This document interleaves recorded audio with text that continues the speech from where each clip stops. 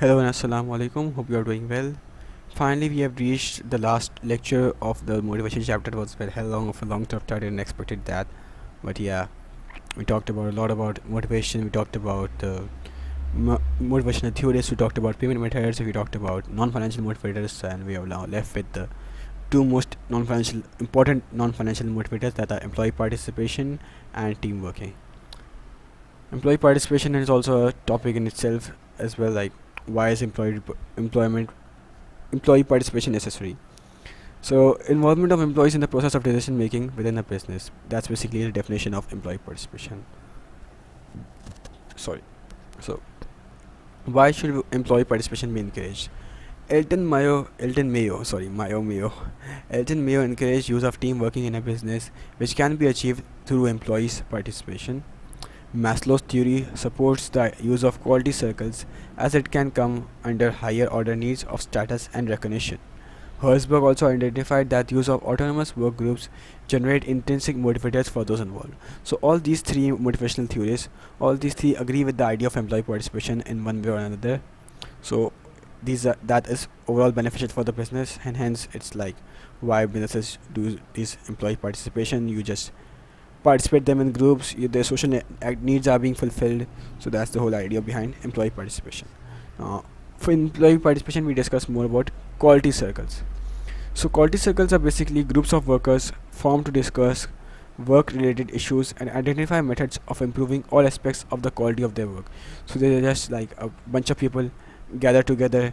They discuss their work related issues, what sort of issues there are in their businesses, and identify methods of how these issues can be solved, or how we can just improve the quality of the work. So these are not formal groups, by the way. These are informal groups, and workers are encouraged to participate and contribute towards the discussion. So anyone from the business can participate in these discussions and make contribution towards the discussion, give their ideas, give their thought processes, give their perspective of that particular situation. So the discussion can be a more efficient discussion. Solutions from quality circles can be presented to top level of management and even be adopted in the business. So whatever the solution that is being decided in quality circles, that can be presented to the top level of management and even be adopted in the business, so that like a work can be made from that particular, that discussion isn't pointless. Whatever your solution that you have reached, okay, you have had a lot of discussion, you have reached your solution. Now what is the best solution? Then you present that to the top level of management, and they decide if that is suitable or not. If it is suitable, then they adopt into the business. Then, like, in future discussion, in future business activities, then they will use that decisions, that the solution that employees have provided them with, and hence, like, their employees will be satisfied that okay, their need is being heard, and like, employees will be satisfied that their need is being fulfilled. They work in teams, okay, their social needs is improved, and they become more better at understanding, maybe you can say, because they look at others different perspectives, they get a more better understanding of the whole business situation. So employees are motivated and they become better at that job. So quality circles are overall beneficial for the business. So that's the whole idea behind quality circles. So let's look at the some benefits and limitations of employee participation. It improves motivation. So there's an improved motivation since higher needs are being fulfilled.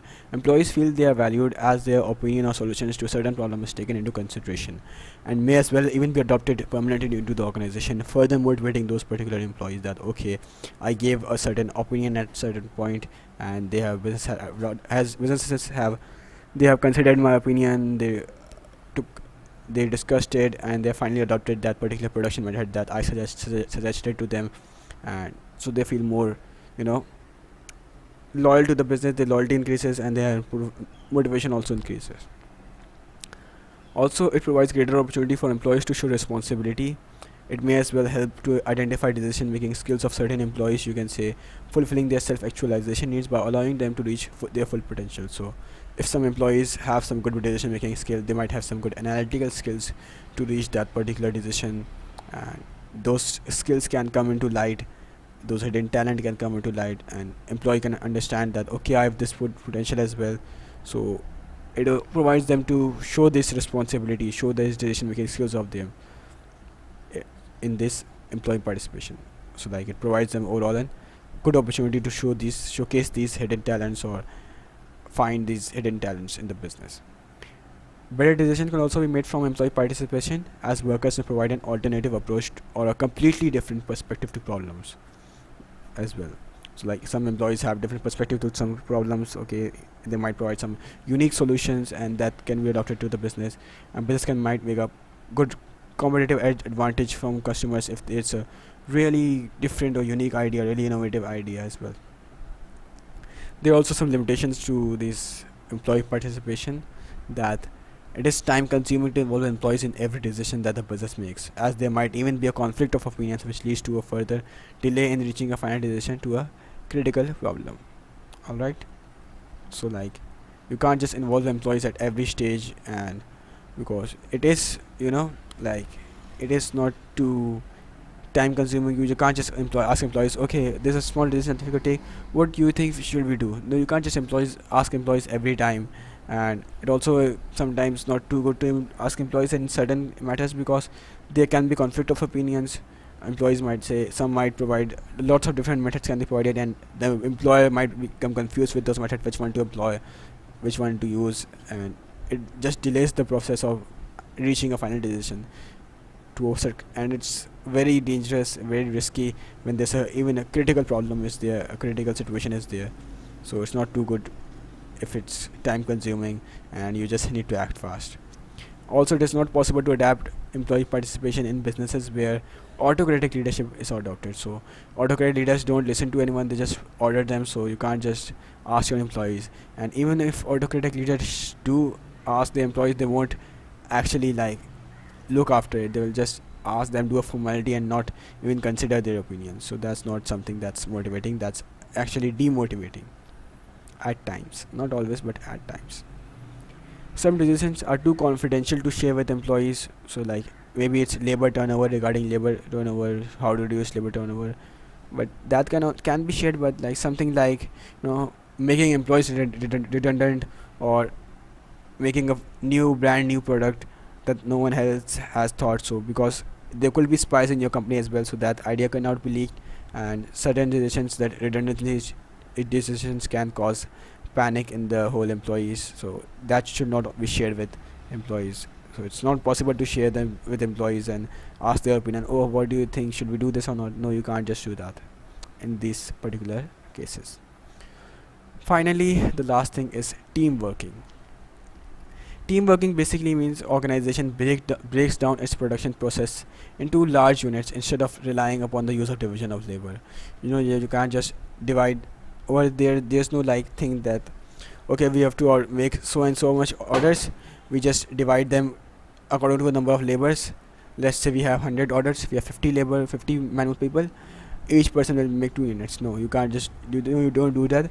Instead of that, you can just division of labor. You can say, okay, there are 50 people, let's make a team of 10. 10 people will make 20 orders. So there's a teamwork instead of just a division of labor. There's a team working. Teams are then given responsibility for completing large units of work. So let's just for the clarity, let's just make that.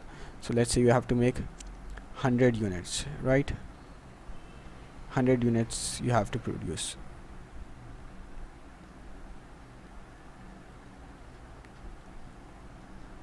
Either, and you have how many employees you have 50 employees. Yeah, how many employees do you have 50 employees.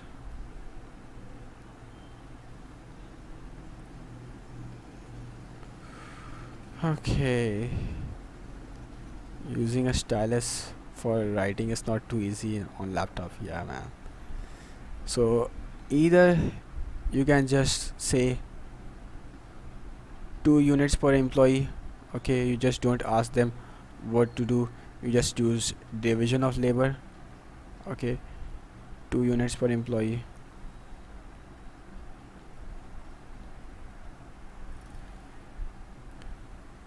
Or instead, what you could do is, you can say, instead of that, I just say 20 units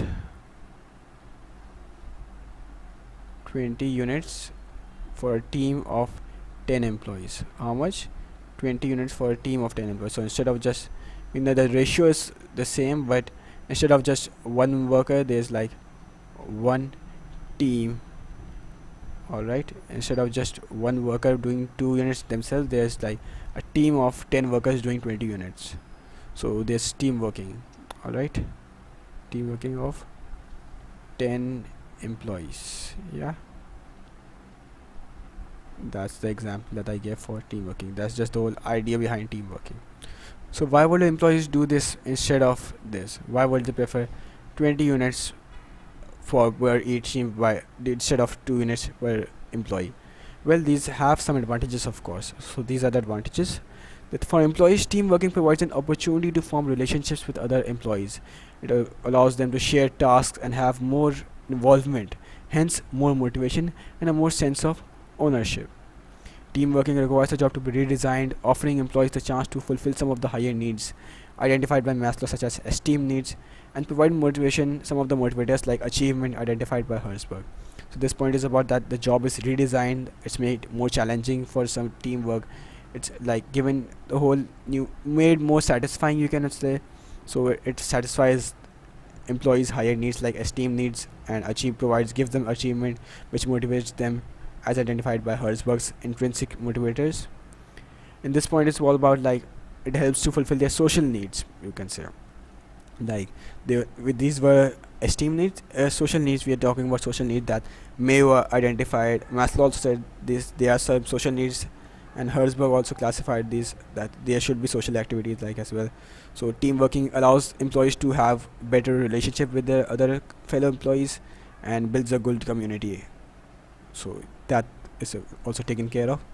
Furthermore, for managers, these were for employees, but for managers, there's a less need for close supervision. You don't have to we supervise each and every one.